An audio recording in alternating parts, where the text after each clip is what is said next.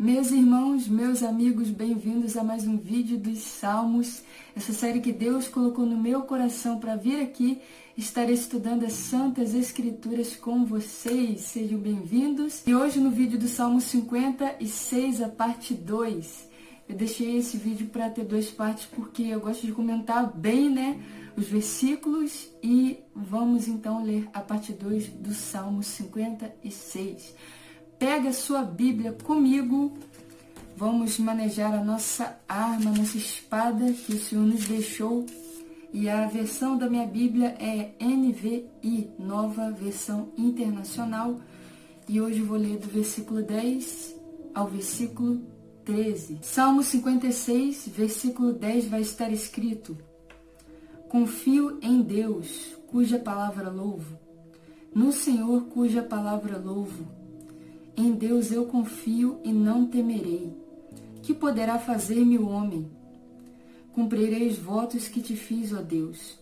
A ti apresentarei as minhas ofertas de gratidão, pois me livraste da morte e aos meus pés de tropeçar, para que eu ande diante de Deus na luz que ilumina os vivos. Só até aqui. Irmãos, como eu disse na primeira parte, no primeiro vídeo que eu fiz desse salmo, na parte 1, do Salmo 56, esse é um salmo de Davi, e Davi, nesse contexto, ele está preso, e ele foi preso pelos inimigos dele, os filisteus. Eu vou só ler para contextualizar, Eu vou só ler para contextualizar esse subtítulo que vai explicar melhor o que explica o que Davi está passando nesse momento. Para o mestre de música, o subtítulo vai estar escrito de acordo com a melodia Uma Pomba em Carvalhos Distantes, poema epigráfico davídico, quando os filisteus prenderam Davi em Gate. Então, esse é o contexto, essa é a situação que Davi está passando quando ele escreve esse salmo. O primeiro versículo, na verdade, os dois primeiros versículos que eu quero já começar comentando com vocês, é o versículo 10 e o versículo 11, que vai estar escrito: Confio em Deus, cuja palavra louvo, no Senhor, cuja palavra louvo. Em Deus eu confio e não temerei. Que poderá fazer-me o homem? No primeiro vídeo eu já expliquei o que significa essa fala de Davi, do versículo 10, onde ele vai falar: Confio em Deus, cuja palavra louvo. Como assim, cuja palavra louvo? Aqui Davi, eu vou dar uma pincelada, Ele está dizendo: eu confio no meu Deus, cuja palavra louvo. Que palavra é essa? Essa palavra são as promessas que Deus fez para Davi.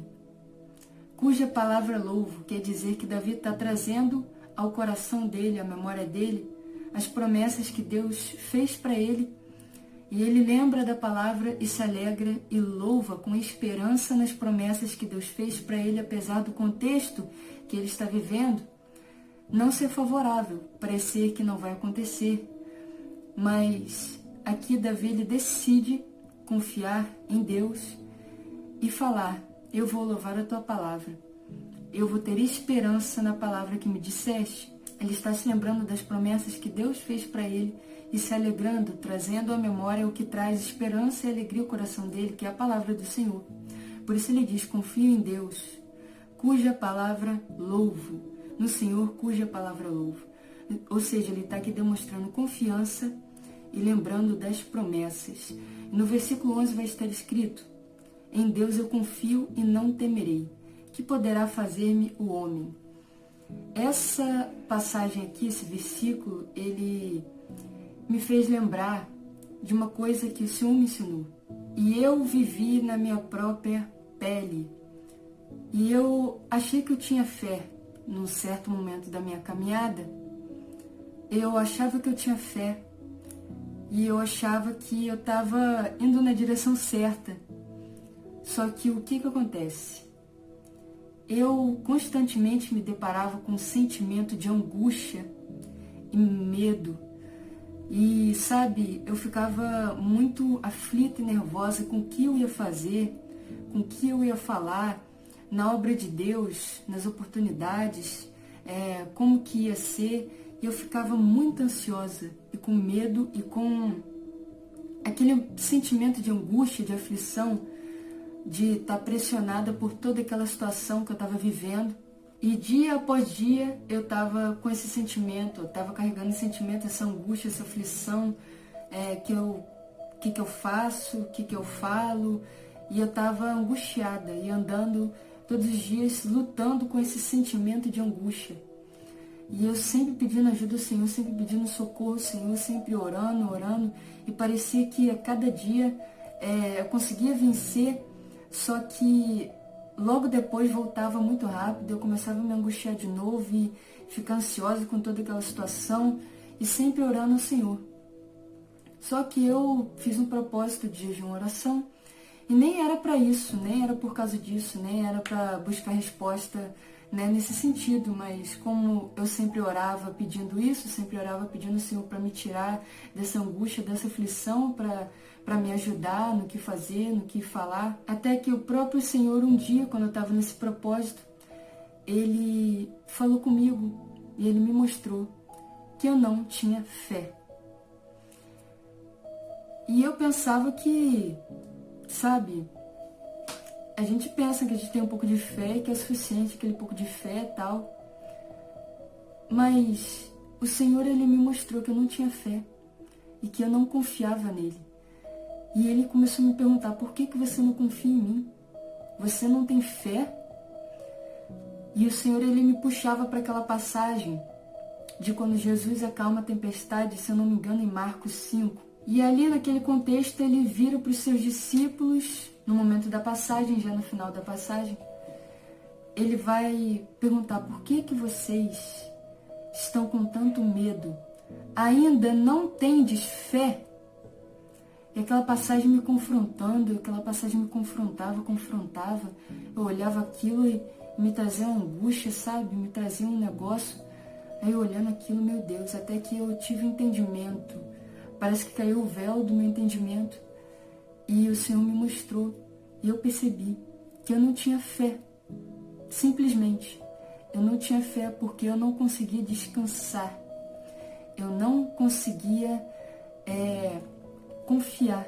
Não conseguia, sabe, descansar, confiar no Senhor. Ou seja, a fé é isso. A fé é quando você consegue descansar, confiar em Deus. E ali, depois que eu me deparei com toda aquela situação, eu fui lá e fui pro joelho e confessei ao Senhor, Senhor, eu não estou conseguindo. Eu não tenho fé. Eu confessei a Deus, eu falei, Senhor, eu não estou tendo fé, eu não estou conseguindo ter paz, eu não estou conseguindo confiar, descansar no Senhor, me ajuda.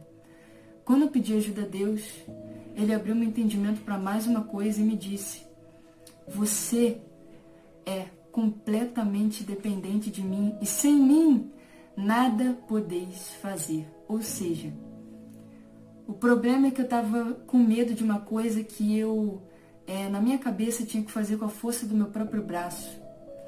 Mas, na verdade, eu tinha que depender da graça de Cristo, porque a honra é dele, a glória é dele.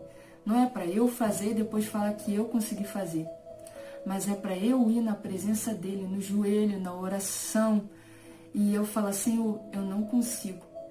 Me dá coragem, me dá mais fé, me dá estratégia, me dá confiança, me ajuda, me dá unção, me dá o teu poder. Eu comecei a entender que eu era dependente dele até para crer, até para confiar, até para ter coragem. Então eu ia até ele e eu confessava, Senhor, eu não estou conseguindo, eu não tenho fé, me dá mais fé, me ajuda, me dá coragem, me dá unção, me ajuda, me dá estratégia. Eu comecei a orar, o Senhor começou a me encher, o Senhor começou a me ajudar. E hoje eu não encontro mais esse medo, irmãos. Hoje eu não encontro mais essa falta de fé. Hoje eu não encontro mais aquela angústia, aquele aperto, aquele medo que me cercava, aquela angústia, aquela situação. Eu não encontro mais, porque o Senhor me ensinou a confiar e a descansar nele. E Ele me ensinou que tudo que eu preciso fazer é depender completamente dele. Depender dele até para crer, até para me arrepender, até para ter coragem, até para os mínimos detalhes. Eu tenho que entregar nas mãos dele, abrir para ele e receber dele o que eu preciso para continuar a minha caminhada. Resumindo, eu tive o pleno entendimento, finalmente, do que o Senhor Jesus disse quando ele diz: sem mim nada podeis fazer. É porque sem ele, irmãos, a gente não pode fazer nada mesmo, a gente não consegue nem crer sem ele, a gente não consegue se arrepender sem ele, a gente não consegue ter coragem sem ele, a gente não consegue fazer nada sem ele.